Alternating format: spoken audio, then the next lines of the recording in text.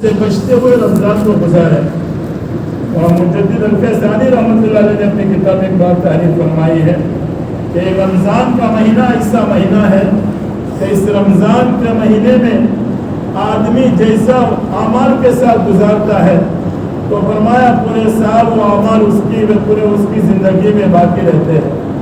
وہ اعمال کے ساتھ قرآن کی تلاوت سے ہمارا لگاؤ ہو, دعوت کی محنت کے ساتھ ہم چل رہے ہو, اور ساتھ ساتھ میں دعاؤں کا اہتمام ہو, اور گناہوں سے بچنے کا اور اللہ کو پانے کا ہماری ایک کوشش, ایک فکر ہمارے دل میں ہو دوستو. ہاں, خالی وقت گزار لینا, بھوکا رہنا یہ مقصد نہیں ہے دوستو. حالانکہ اللہ اتنے بڑے, وہ اللہ بدلہ دینے والے ہیں روزے کا. اتنا بڑا بدلہ ہوگا ہمارے گمان سے باہر ہے.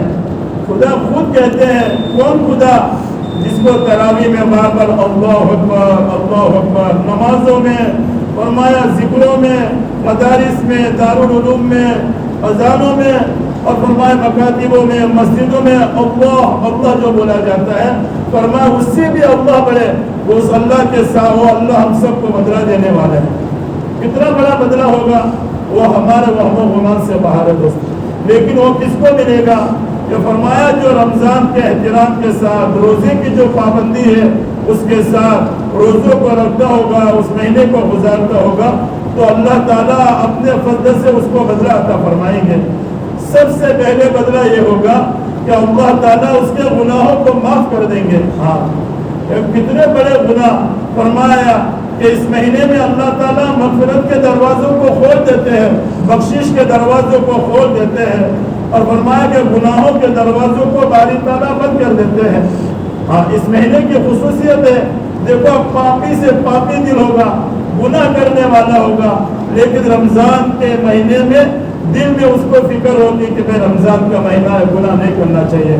رمضان کا مہینہ ہے, نماز نہیں چھوڑنی چاہیے. رمضان کا مہینہ ہے جب کوئی ایسا کام نہ ہو جس سے اللہ ناراض ہوتے ہو. ہاں, اتنا بڑا مبارک مہینہ اللہ نے ہم سب کو بغیر مانگے عطا فرمایا ہے. اس کی قدر کرنی دوستوں. جو قدر کرے گا, سب سے پہلا وعدہ ہے باری تعالیٰ کا کہ اللہ تعالیٰ اس کے گناہوں کو معاف کر دیں گے, اور اس کے لیے ایک ایسا دروازہ خاص کر دیں گے باری تعالیٰ. جنت کے 8 دروازے ہیں. ایک دروازہ ایسا ہے کہ بابو ریان کر کے اس کا نام ہے, کہ اس دروازے میں سے اس کی پکار ہوگی. ہاں, پکاریں گے باری تعالیٰ کہ آ جاؤ, کہ تمہارے لیے جنت بنائی گئی ہے, تم روزہ رکھ کے آئے, تم میرے واسطے بھوکا رکھ کے آئے, تم میرے واسطے خیر خواہی کر کے آئے, تم میرے واسطے صبر کر کے آئے, تم میرے واسطے فرمایا دنیا کی تکلیفوں کو برداشت کر کے آئے, اب تمہارے من کے چوچلوں کو قربان کر کے آئے, اب میری رب کی چاہی میں آپ کو زندگی عطا کروں گا, وہ عطا کروں گا جو اب تمہاری خواہشیں ہوں گی. ہاں, فرمایا پھر وہ دوسرا اعلان ہوگا جنت کا, پھر اللہ کا دیدار ہوگا. ہاں, لیکن وہ بل ہی کیا جس میں منہ نہ ہو, وہ دل ہی کیا جس میں تو نہ ہو, میں وہ جنت کو لے کے کیا کروں جس میں خدا کا دیدار نہ ہو. وہ خدا کا دیدار ہوگا دوستو. جب اللہ کا دیدار ہوگا ساری چیزیں ہیچ معلوم ہو گیا اللہ کے دیدار کے مقابلے میں. وہ اللہ بدلہ دینے والے ہم سب کو اتنے بڑے بڑے انعامات, بس اس اللہ کا خوف ہماری زندگیوں میں آ جائے. فرمایا ہر جگہ پر, چاہے بازاروں میں ہو, چاہے دکانوں میں ہو, چاہے گھروں میں ہو, چاہے سفر میں ہو, چاہے کہیں بھی ہو, فرمایا کہ اس اللہ کا خوف ہمارے دلوں میں آنا چاہیے. اور روزے کی برکت سے, رمضان کی برکت سے, تاکہ باقی جو ایام ہیں ہمارے زندگیوں کے وہ صحیح گزرے. جب صحیح گزریں گے تو موت کے وقت باری تعالیٰ فرشتوں کو بھیجیں گے استغفار کے لیے, اور اللہ تعالیٰ جنت کی کیا فرمایا جنت کا نظارہ کرائیں گے ہم سب کو. ہاں, اس سے وہ کہتے ہیں فشت و رب الکعبہ, صحابہ کہتے تھے رب کعبہ کی قسم ہم تو کامیاب ہو گئے. حالانکہ کامیابی گھر چھوٹ رہا تھا, بیوی بچے چھوٹ رہے تھے. فرمایا کامیابی کیا چیز تھی؟ وہ جنت ان کے سامنے تھی, خدا کا دیدار ان کے سامنے تھا, وہ جنت کی نعمتیں ان کے سامنے تھی دوستوں. فرمایا اس پہ ہم کو رمضان کا مہینہ صحیح گزارنا, رمضان کا مہینہ صحیح گزاریں گے. پھر اللہ کا ایک چوتھا وعدہ ہے کہ ہمارا خوف, ہمارا تقویٰ تم کو دیں گے. جو صحابہ کو تقویٰ ملا, جو خوف ملا, وہ صحابہ جو بڑے بڑے صحابہ تھے ہمارے, جو دن کی فکروں کو ساتھ چلنے والے، دن کی محنت کے ساتھ چلنے والے اور اعمال کی پابندی کے ساتھ چلنے والے اور نبی کی بات پر اپنی جان کو نثار کرنے والے، بچوں کو یتیم کرنے والے، عورتوں کو بیوہ کرنے والے، فرمایا کہ وہ صحابہ، بڑے بڑے صحابہ، فرمایا آخرت کے بارے میں وہ اللہ نے وہ خوف اور ڈر دے دیا تھا کہ ہمیشہ آخرت کے بارے میں فکر مند رہتے تھے صحابہ۔ کتنا بڑا خوف تھا۔ حضرت ابوبکر صدیق رضی اللہ تعالیٰ عنہ کے بارے میں آتا ہے، حضرت شیخ نے اپنے کتاب و وفات کو نقل فرمایا کہ اتنے بڑے صحابی اور ہمارے سب سے پہلے خلیفہ ہونے کے باوجود بھی فرمایا ایک بات کے اندر گئے، ٹھنڈا سانس لیا اور کہنے لگے کاش میں ایک پرندہ ہوتا، میرا حساب و کتاب نہ ہوتا۔ مطلب کتنا خوف ہوگا ان کو۔ وہ صحابی جن کے بارے میں اللہ نے جنت کی خوشخبری سنا دی اور ہمارے نبی کی زبان مبارک سے اتنے بڑے صحابی ہو کر بھی فرمایا وہ ایک بات میں گئے، خالی پرندے کو دیکھا تو بھی ایک احساس ہوا کاش میں ایک پرندہ ہوتا، میرا حساب و کتاب نہ ہوتا۔ فرمایا خوف ہماری زندگیوں میں آ جائے روزے کی برکت سے، یہ تراویح کی برکت سے، قرآن کی تلاوت کی برکت سے۔ فرمایا پھر جنگ میں باہر نکلے، باغ کے باہر ایک تنکا دیکھا گھاس کا، کہنے لگے ہائے میں گھاس کا تنکا ہوتا، میرا حساب و کتاب نہ ہوتا۔ بولو کتنا خوف ہوگا۔ پھر آگے گئے، مٹی کا ڈلا دیکھا، کاش میں مٹی کا ڈلا ہوتا، میرا حساب و کتاب نہ ہوتا۔ حالانکہ جنت میں جانا یقینی ہے، بار بار اللہ کی طرف سے یعنی کہ سلام آیا ہے، اور فرمایا فرشتوں نے خوشیاں منائی ہیں انہوں نے جو جوڑا پہنا ہے۔ فرمایا اتنے بڑے صحابی ہو کر بھی آخرت کے بارے میں فکر مند تھے دوستوں۔ ہمارے دوسرے خلیفہ حضرت عمر فاروق رضی اللہ تعالیٰ عنہ، ان کا حال بھی دیکھو، حالانکہ ہم تو ایمان والے ہیں، ناز ہے کہ ہاں بہت اچھی بات کہ ایمان کا مل جانا بڑی فخر کی بات، اور ایمان کو بچا کر لے جانا بڑی فکر کی بات۔ محنتیں ہوتی رہے گی، فکریں ہوتی رہے گی، باتوں کا کہنا سننا ہوتا رہے گا، اعمال ہوتے رہیں گے تو ایمان کی حفاظت ہو جائے گی۔ ایک دنیا کی معمولی سے معمولی چیز، ہمارے گھر کے سامنے گاڑی ہوتی ہے، بائک ہوتی ہے، سائیکل ہوتی ہے، اس کی حفاظت نہیں ہوتی تو وہ بھی جنگ آلود ہو جاتی ہے، غبار آلود ہو جاتی ہے وہ چیز بھی۔ اور اتنا بڑا ایمان، جس ایمان پر اللہ تعالیٰ نے دنیا میں آخرت کے کامیابی کے فرمایا کہ پروانے سنائے ہو، وہ ایمان کتنا بڑا کہنے کے قیمتی ہوگا۔ ایک اللہ اللہ اللہ کہنے والا اس سرزمین پر باقی رہے گا، اللہ تبارک تعالیٰ پوری دنیا کے نظام کو چلائے گی دوستوں۔ اتنا بڑا بھاری ایمان ہمارے پاس۔ اتنا ہی نہیں، ہمارے نبی نے آگے جا کے بیان فرمایا کہ رائے کے دانے کے برابر ایمان کو بچا کر لے گئے تو جس دنیا میں ہم رہتے ہیں، جس عالم میں ہم رہتے ہیں، اس سے 10 گنا بڑا عالم اللہ تعالیٰ، وہ اتنی بڑی جنت اللہ تعالیٰ عطا فرمائیں گے ہم سب کو۔ بولو خالق رائے کے دانے کے برابر ایمان کو بچا کر لے جانے پر پورا ایمان بچا کر لے گئے، کلمے کے ساتھ چلے گئے، اعمال کے ساتھ چلے گئے، اللہ کی خوشنودی کے ساتھ چلے گئے، اللہ کی رضامندی کے ساتھ چلے گئے، تو اللہ تعالیٰ کتنا بڑا بدلہ دیں گے ہم سوچ نہیں سکتے دوستوں۔ اس لیے رمضان کا صحیح احترام کرنا۔ حضرت عمر فاروق رضی اللہ تعالیٰ عنہ کے بارے میں آتا ہے، ایمان کے بارے میں کتنے فکر مند تھے وہ۔ حضرت حذیفہ کے پاس گئے، ان سے بات چیت کی، یعنی وہ آپ کے پاس ایک لسٹ ہے، اللہ کے نبی نے آپ کو ایک منافقوں کا لسٹ دیا ہے، میں یہ نہیں کہتا خالی کہ کس کا کن کن کا نام ہے، میں تو یہ کہتا ہوں اس میں میرا نام ہے کہ نہیں ہے۔ کون؟ کہ جس کے ایمان کی محنت کے بلبوتے پر تیائی حصوں میں ایمان عام ہو چکا ہو، اللہ کی معرفت عام ہو چکی ہو، اللہ کا خوف ہر خطے میں زندہ ہو گیا ہو، آخرت کی تیاری کرنے والے ہر خطے میں زندہ ہو گئے ہو، ان کی محنت کے بلبوتے پر، ان کی فکروں کے بلبوتے پر، لیکن وہ بھی فکر ہے ایمان کے اعتبار سے کہ میرا نام اس میں ہے نہیں، منافقوں کی لسٹ میں۔ بولو آج ہمارا کیا حال ہے؟ ہم نے کچھ اعمال کر لیے ہیں، کچھ ایسی چیزیں کر لی، ہم بے فکر ہو جاتے ہیں۔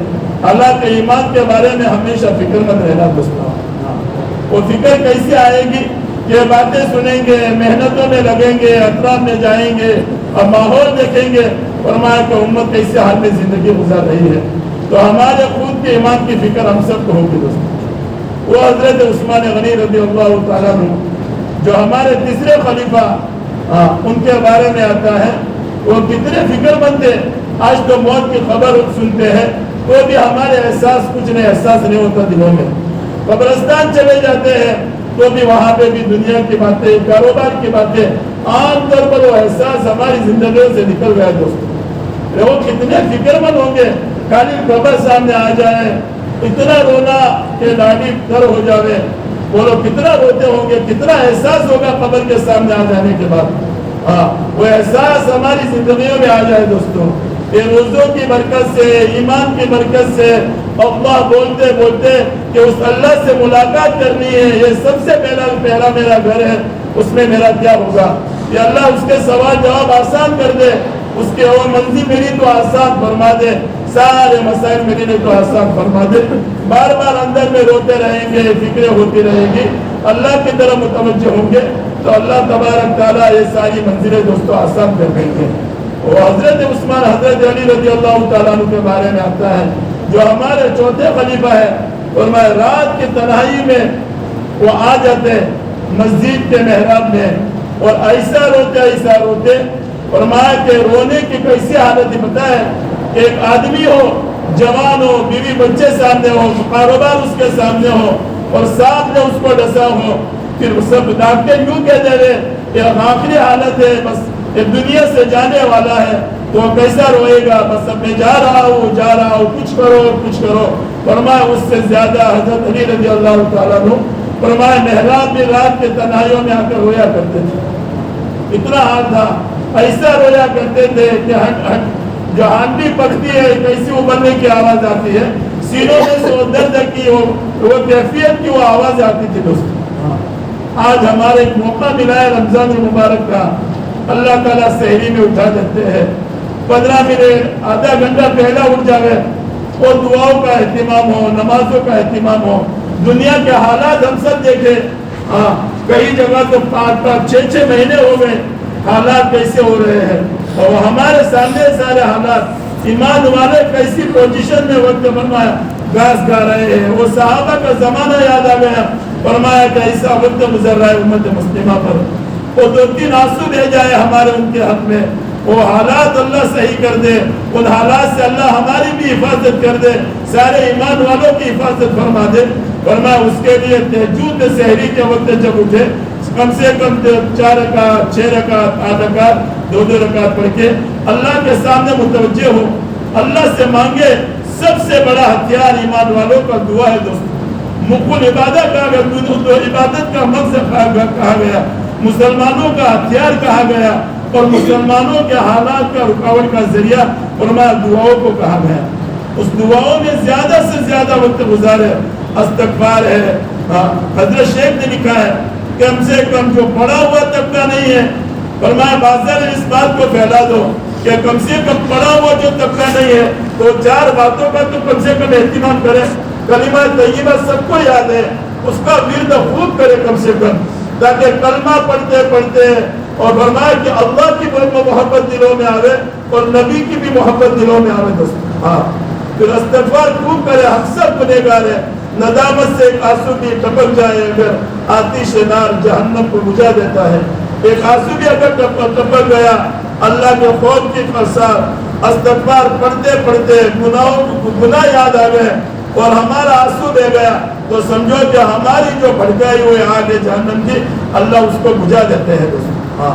تو اس کی فکر کرو, امت کو سمجھاؤ کہ استغفار کی خود کثرت کریں.